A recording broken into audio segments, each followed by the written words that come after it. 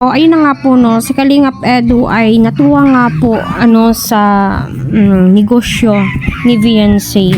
So si Viancy ay wala pong sinasayang yung tipo kung may pagkakakitaan, kaya po niyang gawin, negosyo, ay ginagawa po niya. Kahit na nag-aaral po siya, at sabi nga po ni Viancy ay doon nga po daw yung sa garapon, dyan mo po talaga na masasabi na napakaswerte yung nagiging karelasyon ni Viancy at nagiging partner po niya. Wala naman pong iba para sa akin kung ipagkakaloob po ng Panginoon, naway sila po ni Eds mika nga po nila, tadhana na po ang bahala. So ayan, shout out po sa lahat ng Team Edsy out there. Naway nasa mabuti po kayong kalagayan. Naway patuloy po natin suportahan si Kalingap Rab, Kival at ang buong team.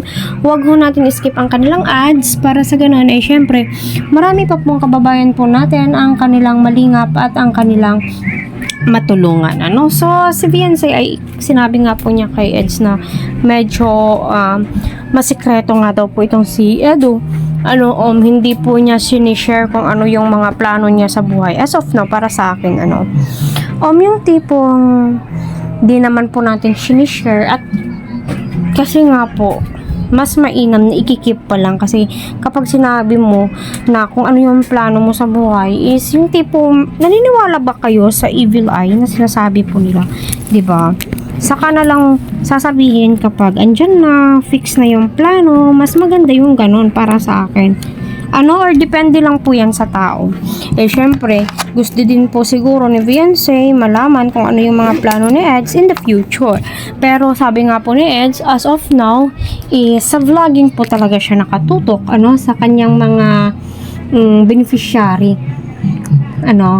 Kita naman po natin natutok na tutok si Edu sa kanyang mga bini, diba? Kasi, alam nyo sa panahon ngayon, madami po talaga ang nangangailangan ng tulong din. Kaya napakaswerte ng iba na natutulungan at tinutulungan ni Edu. Kaya pahalagahan po natin bawat piso, maliit man o malaki, ang ibinibigay ng ating mga vloggers ay syempre tulong po yan sa panahon ngayon. Mahirap po humingi ng tulong, lalong lalo na kung hindi mo naman po kamag-ano, diba?